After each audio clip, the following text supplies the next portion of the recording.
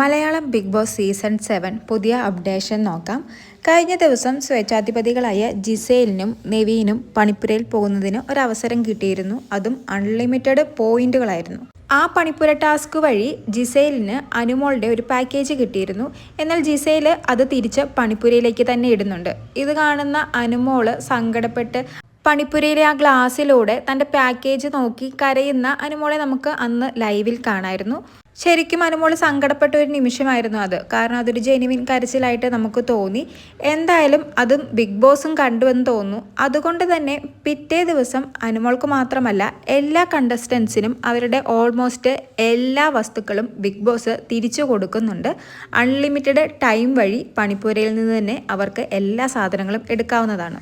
ആദ്യം അതിലൊരു പണി മണത്ത് എല്ലാവരും പിന്നോട്ട് നിന്നെങ്കിലും ബിഗ് ബോസ് തന്നെ അറിയിച്ചു, ഇതൊരു ഓഫറാണ്, നിങ്ങൾക്ക് എന്ത് വേണമെങ്കിലും എടുക്കാം, അൺലിമിറ്റഡ് ടൈമാണെന്ന്.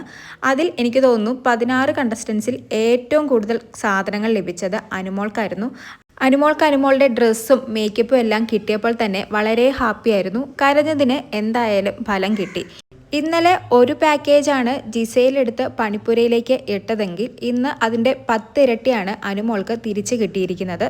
അനുമോൾ അത് അർഹിക്കുന്നുമുണ്ട്. കാരണം ബിഗ് ബോസ് തുടങ്ങിയ അന്നു മുതൽ ബിഗ് ബോസിൻ്റെ റൂളുകൾ അനുസരിച്ച് ജീവിക്കുന്ന കുറച്ചു പേരിൽ ഒരാളാണ് അനുമോൾ.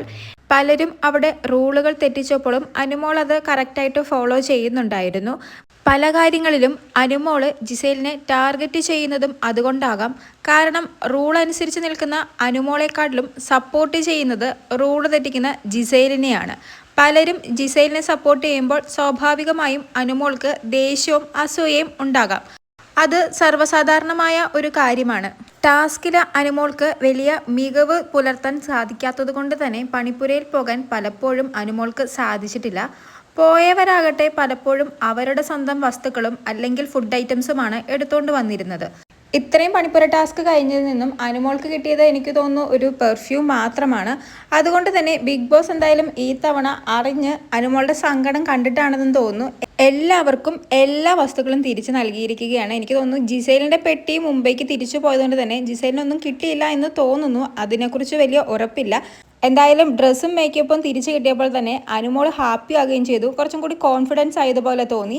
ഇനി എന്താകുമെന്ന് എന്തായാലും നമുക്ക് കാത്തിരുന്ന് കാണാം. കൂടുതൽ ലൈവ് അപ്ഡേറ്റ്സുമായി വീണ്ടും വരാം.